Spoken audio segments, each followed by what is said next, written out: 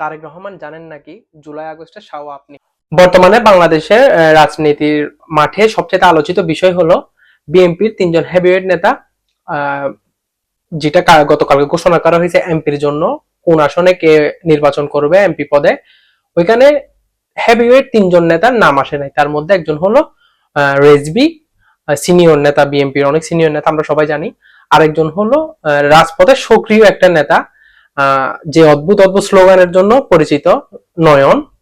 এরপরে আমাদের দেখলাম রুমিন ফারহানা। রুমিন ফারহানাও বিগত দিনে সবচাইতে আওয়ামী লীগের সমালোচনা করছে এই মানুষটা, তবে এই মানুষটাকেও মনোনীত করে নাই, নমিনেশন দেয় নাই।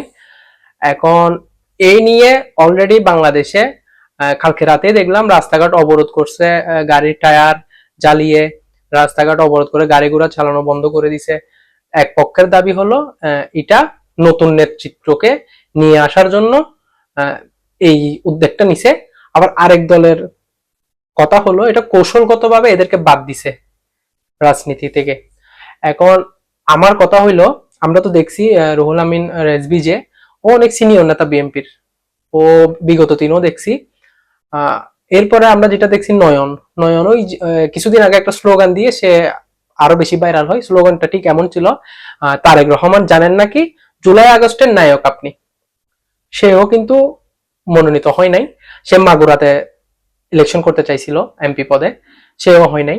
এরপর আমাদের রুমিন ফারহান, রুমিন ফারহানকে আমরা বেশি চিনি, সেটা হলো সে সংসদে দাঁড়িয়ে আওয়ামী লীগের সামনে আওয়ামী লীগের সমালোচনা করতো একমাত্র উনি আমি দেখলাম বিএনপির মধ্যে, কিন্তু ওনাকেও নমিনেশন দেয় না। কিন্তু কেন জানি না, কারণ বাংলাদেশের রাজনীতি বলা যায় না কখন কি হয়।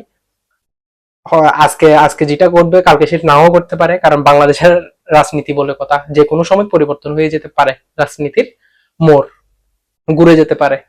এখন দেখি, আমরাও দেখি, বিএনপি সমর্থকরাও দেখুক কি হতে কি কি কারণে এদেরকে বাদ দিছে, সামনে কি হতে যাচ্ছে।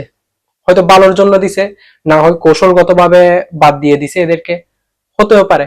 এখন দেখার বিষয় সামনে কি হয়। সবাই ভালো থাকবেন। আমার ভিডিওগুলো ভালো লাগলে অবশ্যই লাইক, কমেন্ট, শেয়ার এবং সাবস্ক্রাইব করে আমাকে সাপোর্ট করবেন। ধন্যবাদ।